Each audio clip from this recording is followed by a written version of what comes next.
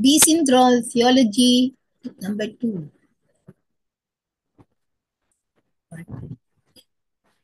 Excessive physical exercise. Moderate exercise is essential to health and indeed for the prevention of painful obstruction syndrome. Moderate exercise makes blood move and keeps the sinews supple and the muscles strong, so that they are less prone to invasion of external pathogenic factors. However, excessive exercise injures the sinews and muscles and depletes chi and blood, and it therefore predisposes our bodies to invasion of external pathogenic factors. So excessive sport or work activities may predispose one to develop painful obstruction syndrome.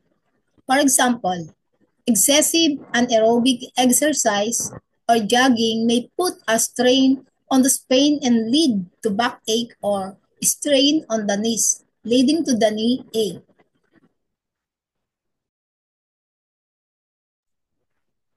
The constant repetition of a certain movements in one's work is an obvious predisposing factor too, as this causes stagnation of qi and blood in one area, which become more prone to invasion of exterior pathogenic factors. For example, the wrist and computer operators who become prone to stagnation of qi and blood through repetitive movements.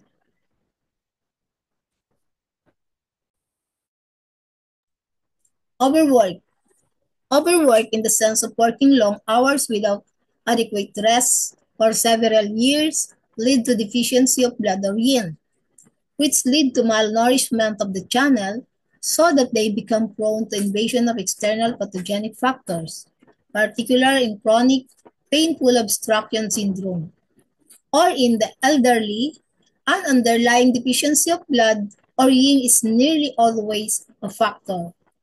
And treatment, it is important not only to expel wind, cold or damp, but also to nourish blood or yin.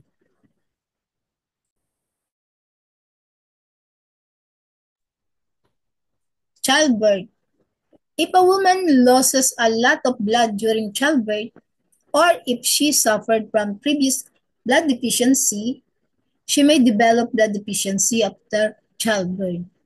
The blood deficiency of the liver leads to malnourishment of the sinews and muscles, which allows painful obstruction syndrome to develop.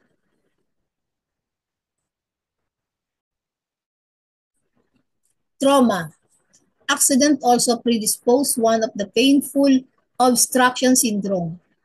An accident causes either stagnation of qi, if light, or blood, if serious, in an area, even though one may seemingly recover perfectly when after an accident. Some stagnation of blood may remain in the area. Years later, exposure to external pathogenic factors lead to the development of painful obstruction syndrome in that particular area. This often explains the unilateral development of painful obstruction syndrome as the climatic factors of wind, cold, or dampness settle in the area where there is a pre-existing condition of stagnation of blood caused by accident.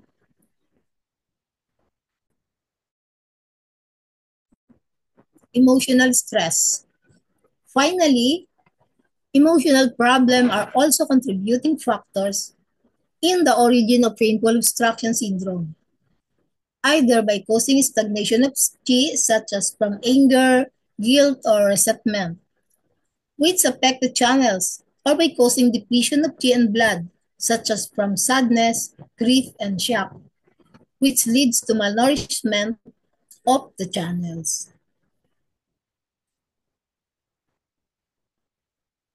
Thank you for your attention.